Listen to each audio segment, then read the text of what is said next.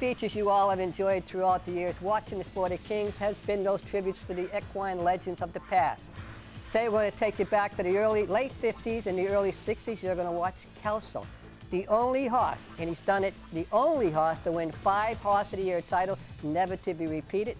The features produced by the late racing historian Joe Burnham. Enjoyed the legend of Kelso. No horse dominated American thoroughbred racing over such an extended period as did Kelso. Mrs. Richard C. DuPont's marvelous gelding was voted Horse of the Year for 5 consecutive seasons from 1960 through 1964. By your host from the Count Fleet mare, Maid of Flight, Kelso possessed a hard, deer-like quality, slim, racy, efficient. He was proof that what cannot be seen is more important than appearance. Except for an attractive head, his conformation did not appeal to experts.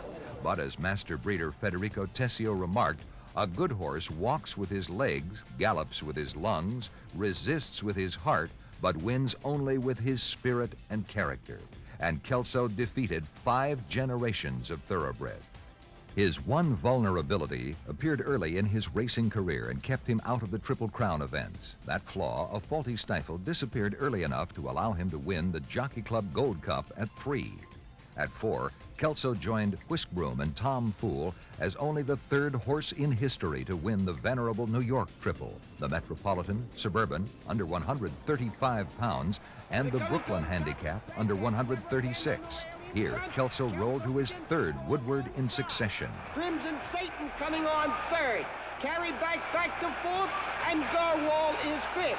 Coming through the stretch, that's Kelso in the middle of the track with Never Bend for the lead. Crimson Satan 3rd. Carry back 4th, and Garwal is 5th. 20 yards to go. It's Kelso drawing away by 4 lengths. Never Bend 2nd. As they go on. By 1964, Kelso was pitted against yet another generation for King of New York, and the Woodward that year provided one of the great turf dramas of his career. His principal foes were Gunbow and Quadrangle.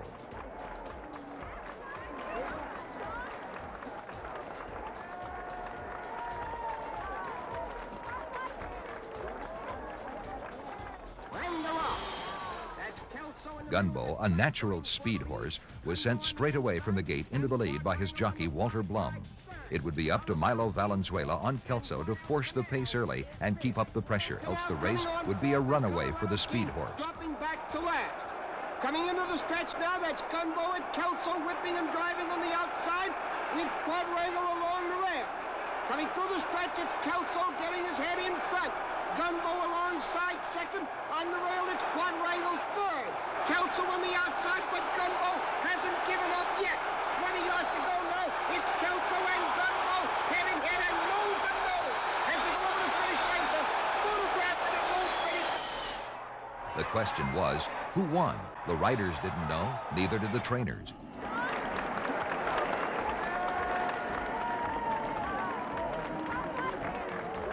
Minutes passed while the placing judges inspected the magnified image of 2 nodding heads separated by an infinitesimal margin. Gunbow had defeated the game old veteran this time, but Kelso merely picked himself up and came charging on. First, he won the Jockey Club Gold Cup for the 5th consecutive time while Gunbow sat on the sidelines. Then, in Maryland, he faced his young rival in the Laurel International. Kelso had run 2nd at Laurel on 3 previous occasions, leading some to doubt his grass ability in world-class competition. In the fading light of November 11th, 1964, Kelso met his newest rival for the final time, with Horse of the Year honors on the line.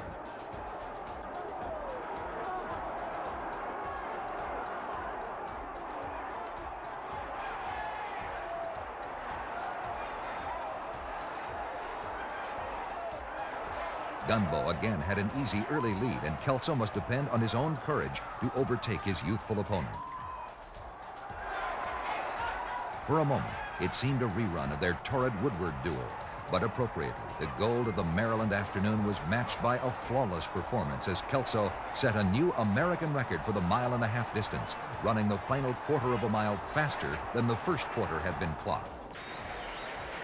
He was trained all his career by Carl Hanford, And when Kelso was retired, he led the money-won list with more than $1,900,000. But more importantly, he had won the love and affection of millions of people. Don't go away. The Sport of Kings will be right back.